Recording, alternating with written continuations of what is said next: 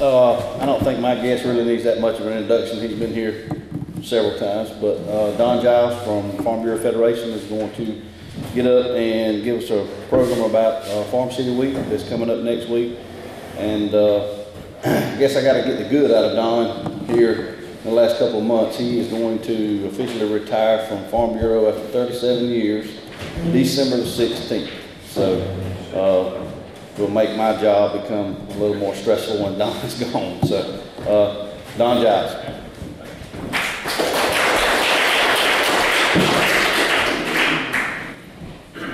Yeah, this is one of these things where Michael asked me yesterday about lunch. Could I come up with a program? And I said, well, let me call the home office and see, what our legislative people are doing, and thought maybe they could come down because there's a lot going on in Atlanta and Washington, but they're all headed to Washington, D.C. today, hearing a bunch of young farmers up there. I said, well, I'll pull something together that maybe y'all will enjoy. It's going to be totally different than anything I've done with y'all in the past. But this is next March 15th, next Tuesday is National Ag Day, and the whole week next week is National Ag Week. So I thought I'd come in and just talk to you a little bit about the importance of agriculture, and y'all don't have to, you know that I've done that before here a lot, and it's the #1 industry in Blakely County, the #1 industry in our state and the nation. I do get excited about coming and sharing with you. I heard this story the other day, and y'all probably have heard it before, but it's about, and commodity prices are pretty low. And this is a story that probably my dad could relate to because he was a hog farmer, and besides being in the warehouse business, young, but he had a lot of hogs. And it seemed like we bought into the hogs when they were high, and we always tried to sell when they were low. So commodity prices were pretty tough. But story about this guy that was trying to raise some hogs, and commodity prices were so low that he had to sell his truck and just didn't know what to do. He had four beautiful gilts. Now, if you guys have not raised on a farm, a gilt is a hog that had pigs in. But he decided he was going to take it to the fair and see if he could sell those pigs, try to get some money. So he goes there, and there happened to be another farmer from 60 miles away from where he lived that had come in with 4 male pigs. He was trying to do the same thing. So before they went to the show to sell the pigs, they got together and they came up with a plan. So listen, why can't we make these pigs, my gilts with your male pigs, and we're going to have some little pigs, and we'll split the profits 50-50. So they sounded like that was a good deal. So the next day, the farmer with the gilts gets up. He didn't have a truck, remember? So he gets up, washed the pigs, put them in the station wagon, and traveled 60 miles to where the man with the male pigs was, and let them out, and they made it. Gets back in the car, puts them back in the station wagon. He asked the guy with the male pigs, he said, how do you know if they're caught up, or how do you know if they're pregnant? He said, well, when you get out in the morning, if you look, if they're laying in the grass, they're pregnant. If they're rolling in the mud, they haven't caught up. So the next day he gets out and looks out, and they're in the mud. So he washes them again, puts them in the station wagon. Takes them 60 miles, the pigs get out, and they made it again, and so that happened for a whole week, and both farmers were getting really tired. And after 2 weeks, the farmer with the gilts, he just said to his wife, said, I'm just too tired to even get out of bed. You go out there and look and see if those pigs where they're at. And she came back in, and he said, well, are they in the mud again? She said, no. He said, well, are they in the grass? He said, no. She said, what are they doing? He said, they're in the station wagon waiting on you blowing that away. I'm sort of like that. I've enjoyed coming in and sharing with y'all. I want to tell you a little bit about what Ag Day is all about, but it's a day that we set aside to recognize the importance of agriculture to our communities, to our nation, to our state. It is the #1 industry in our state. 1 out of every 7 people in the state of Georgia has a job that's tied into agriculture. So it's very, very big business. We celebrate every year on the 3rd week of March. On that Thursday, whenever it falls, is National Ag Day. And it's about recognizing where our food and fiber comes from. And we try to do that all across the United States. One of the things that I do a lot is trying to get into the schools. We get into the schools with farm days from now till into May. We bring the farm to the schools, or we either bring the kids out to a farm to try to show them how important agriculture is. We don't try to teach them how to be farmers, but we want them to know where, when they go to the grocery store and buy a gallon of milk, it's not coming from Harvey's, it's coming from a man that grows or raises dairy cows and has to milk those cows at least twice a day. And they need to understand all that. When I first started working with Farm Bureau, which was 37 years ago, I think one farmer in the United States produced enough food and fiber for his family and 67 other people. Last year, it was for his family and 144 other people. You can see how things have progressed, and about 30 of those other people are overseas.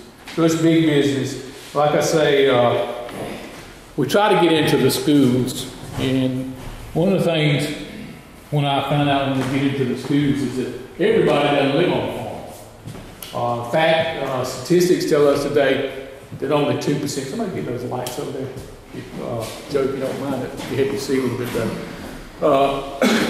Even in rural areas, when I go in to talk to the kids, I ask them how many live on the farm, and very few live on the farm, and then I'll say, well, you got grandparents that live on the farm, then you see more hands that are raised up. But what we're finding out today, we're about 3 or 4 generations away from where a majority of people live on the farm.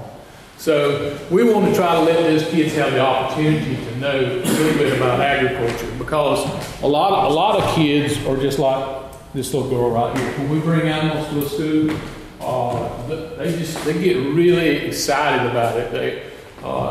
They absorb all this information that we're giving them. We really try to concentrate on kids from kindergarten to the 5th grade. And if we can instill some of that, then they're going to carry it back home to their parents. And we feel like that's important. So one of the things that I try to do is I don't have farm animals. So a lot of times I'll get in, when we have a big farm day, they'll assign me to a classroom or to a larger room where we bring 2 or 3 classes in, and I show them videos that we've developed to teach them a little bit about agriculture. We are also getting to the point, and Steve will know what I'm talking about, with whiteboards that teachers have in the classrooms. Now we can actually hook up a whiteboard to a actual live farmer that's on the farm, so beginning to maybe plant his seeds, and they can actually see and communicate with that farmer some of the things that are going on. But what I want to do today is show you some of the things that I show kids. All right, because I think you'll learn something from it too, and it's enjoyable, it's fun, and I told Michael this was going to be a completely different but a fun thing. Now this right here is about, sometimes we go into the classroom and we take an apple. We take an apple and we divide that apple up, and we do different things. We show those children how much soil we really have to produce the food and fiber that's going to be that's feeding 9 billion people on this earth today. Because once you start thinking about it and you watch this crazy little video, you begin to see that it's not much when we start thinking about trying to feed all these people. So let's see how everything works.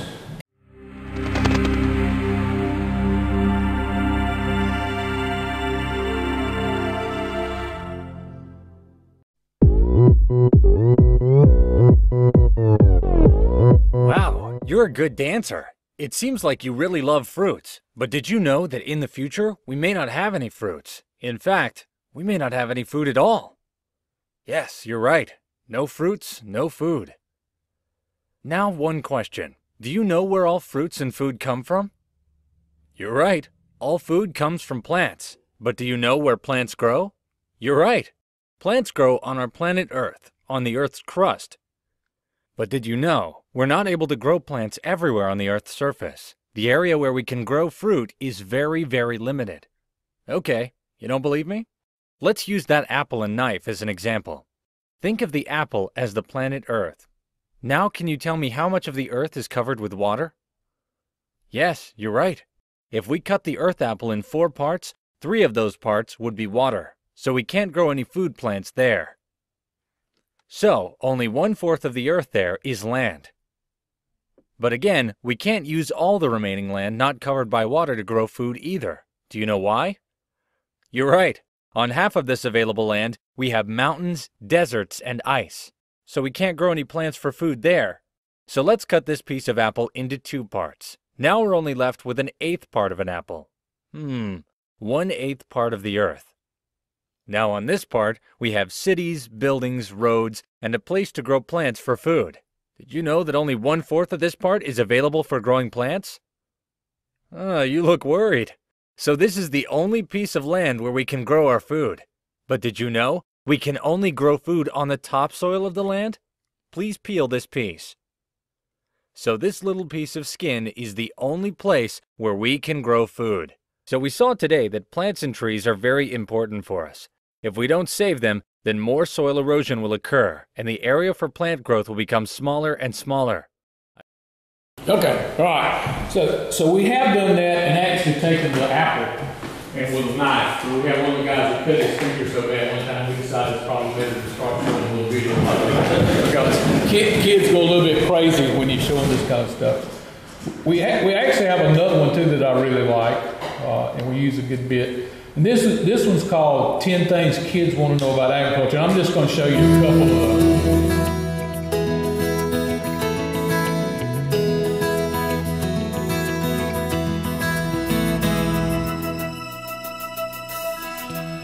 Today we have a very special guest, Mrs. Awad, who is with Agriculture in the Classroom program. And she's going to talk to us about a very important subject, growing the food we eat. Thank you, Mrs. Williams. Well, I am really excited about being here today, and I can see that you've already decorated your classroom with pictures about agriculture. What do you think of when you hear the word agriculture? Plants and seeds to grow something. Well, that's part of it. Actually, agriculture involves a lot of different activities that bring food and other products from farms to you. Today, we're mostly going to talk about farming. How many of you live on a farm? How many of you have ever visited a farm? In that case, I bet you have a lot of questions about farming. Who would like to begin?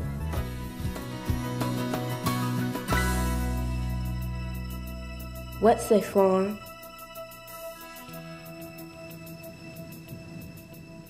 This is the Oswald Farm in Nebraska. It's one of about 2 million farms in the United States. No 2 farms are exactly alike. On some, farmers grow grain crops. On others, farmers raise vegetables, fruit, or maybe flowers. Some farmers raise animals. Some raise fish in farm ponds. In the western part of the United States, large farms that raise livestock, such as beef cattle, sheep, or horses, are called ranches. What all farms have in common is land, and what all farmers and ranchers do is produce things from the land that we use in everyday life, like food and clothing. Farming would be the ground level of the food production chain. These are where the first products that are necessary to make the food that you'll see in the grocery store, where they originate from. You may not realize all the products that come from a farm like the Oswalds. We're raising, for the most part, commodity products. You don't go to the grocery store and buy corn, for instance, but you do buy cornflakes or a corn oil, products that are made from these raw commodities. And in the soybean line, it might be a tofu product or other products that contain soybeans. In the livestock side, we sell our animals to a processing plant who then turn the pork in particular to pork chops, bacon, ham, pepperoni for pizza, a lot of different products that the consumer can then use. The Oswald Farm has a number of different buildings, including a machine shed where equipment is stored and repaired. The family's home also is located on the farm. Farms are neat places for kids to grow up. What can grow on an acre? Farm fields are measured in acres. There are different ways to measure how much grows on an acre. Some crops, like corn, soybeans, and wheat, are measured in bushels. Cotton is measured in bales. A farmer can grow 1.5 bales of cotton on 1 acre. This is how big an acre is, about the size of a football field. Most people know the size of a football field. An acre will fit just inside of that football field. And on that acre, we can grow 1,800 t-shirts of cotton. Of course, before cotton is turned into t-shirts or blue jeans, a lot has to happen. We plant in April. The main thing in this area is have the right weather conditions, the right amount of fertilizer, protect it from the insects, just try to keep the weeds out of the fields. And we usually harvest the 1st September. Harvesting cotton is a big job requiring special machinery. After harvest, cotton is taken to a plant called a gin, where it's separated from the seed. When it goes through the cotton gin, the seed's removed from the lint. The lint's compressed into a bale, which is about 500 pounds. A bale of cotton is the lint after the seed's been taken out, and that's what goes directly to the mills to be turned into blue jeans, t-shirts, or fine linen. Many kinds of crops grow on an acre, and most farmers have many acres.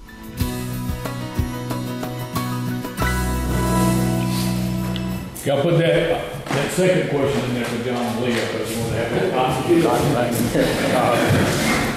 thing. You know, one thing I found out too is that when you're talking to kindergartners through 5th grade, they don't listen to old guys like me talk a lot. They really watch a video. We got so many good things now on social media and on the internet. There's bad things on there too, but there's a lot of good teaching too. And one of them is I don't know whether y'all ever, I'm going to show y'all this and then see if you have any questions, but the Peterson brothers are the 3 brothers that are up in Kansas that they're probably even out of college now. They started doing some parodies of some songs that kids know. Right? And it's amazing to me, because some of the lyrics, you know, I don't listen to a lot of pop music, but some of the lyrics, when you listen to the song, is really not appropriate language for a 1st grader to know the words of. And some of these songs, after the parody part is over, the kids will come up and tell me what the real words are, and I'll say, where in the world did a 6-year-old kid hear this kind of language? But that ain't got nothing to do with what I'm talking about. All right, but the parodies, these kids have made parodies of several songs, and they have over 10 million hits on YouTube with some of these things. And they got their online t-shirts and clothing that promotes it. So it's really some cool stuff. And you know, they're making money when they hit that many hits with them. So this one is the last one that they did last year.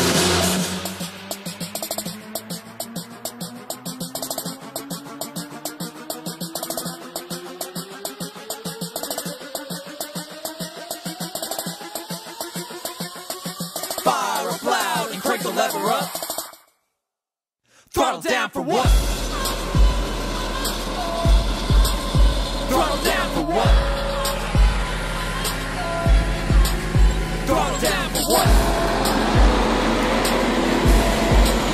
Throttle down for what?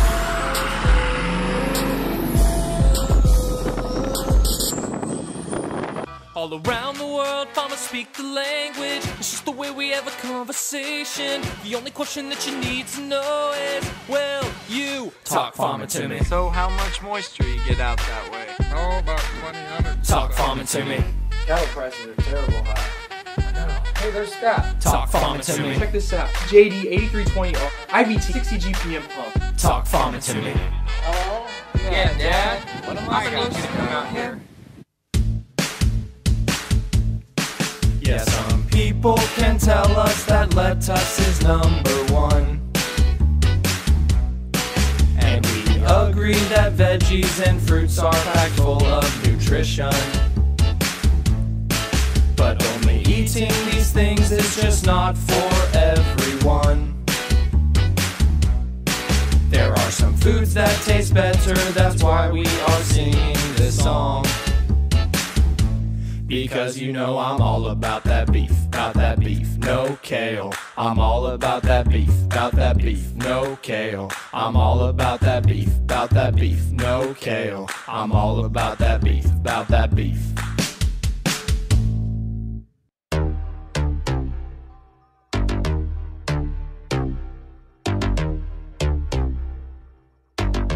First things first, be a realist. If farmers drop dead, the whole world would feel it. They would feel it. That's why I'm in the farming business. I can raise their food like I'm giving lessons in physics. Did you know the cattle grown like this? Grass baled up and pitched like this? Bucket of grain, bucket of silage, bucket of hay. Mud boots feeding leather in the weather every day. Treating everything right, never doubt that. Homegrown, epic shown, yeah, we about that. So bring the plates in, where the beef at? It's what's for dinner, yeah, I know that you should taste that. I'm so farmer, you already know. I'm in my tractor, jamming out to the radio. I'm so farmer, my grain makes dough. Remember that in the grocery store. I said, people, I do this. I thought that you knew this. I don't get a single day off, but the truth is that sun up to sundown. Despite all the breakdowns, I put ag and swagger. I never want to retire. Better get my crops in on time. If they're not money, I'll decline. I use my GPS and auto steer to plan a straight line. Better get my crops in on time. Hope there's no market decline. And just forget about my haters. Gotta stay on my grind. Now tell me who that, that do that. Complaining with the full stomach, please don't do that. Thank the L-O-R-D, put his name in bold. And thank the farmers out there working, both young and old. Sing it. I'm so farmer, you already know. I love my job, from my head down tomatoes. I'm so farmer, I plant this gold. Pray for a big rain and watch it grow. Let it grow, let it grow. Can't hold it back anymore. Let it grow, let it grow. So the food gets to the store. We'll get a stand and we'll get paid. Let the storm rage on. The rain never bothered me anyway.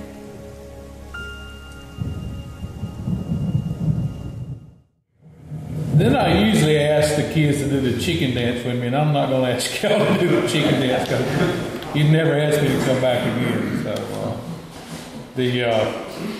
but they really, it's funny to watch it because kindergartners, first, second, and third graders, they really get into it. I mean, when I show them something like that dancing, the teachers are dancing, and they get into the music. You get up to around the fifth grade, especially some of the ones that think they're really cool. They just sit there with their arms folded like this. They won't get into it. You know, the theme for this year's National Ag Day is Stewards of a Healthy Planet. Farmers are the original stewards of the land. We take care of the land, the farmers do, because if they don't take care of the land, they don't have anything to use. So we are the original stewards. And you know, you'll see next week there's probably be some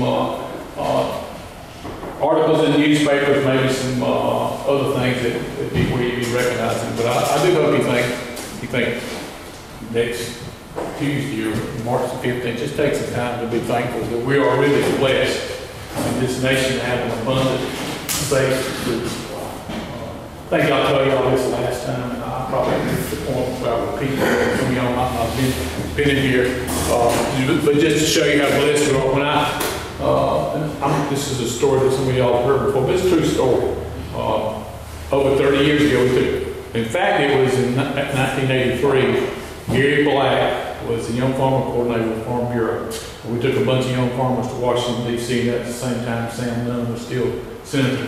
We were in his office, and everybody, there was probably 50 people in there, and Sam was sitting on the corner of his desk, and he told us that we always need to keep agriculture strong because it was the besides the military, it's the most important weapon that we had because you ever get to the point that we're importing food, the majority of our food from other nations, then we're really in a mess. So I thank the Secretary of Agriculture, Bill Sack. Sometimes I don't agree with everything that he's done, but he did say something I thought was really important. One time he said, you might might not need a policeman 2 or 3 times a day, but you're going to always need a farmer at least 2 or 3 times a day if you want to have something to eat and have something to wear. So it's important. And we are very dependent upon each other. Less than 2% now are what we call full-time farmers, so we're dependent on our consumer friends in the cities and people on the farm. That's all I got. I'm on time, Mr. Bob. You're doing just right. All right. Any questions y'all might have? Anything? Joe, you need to like it. I do appreciate y'all letting me come and sharing it. It's a little bit different, but I hope y'all enjoyed it. It's a lot of fun. Thank you.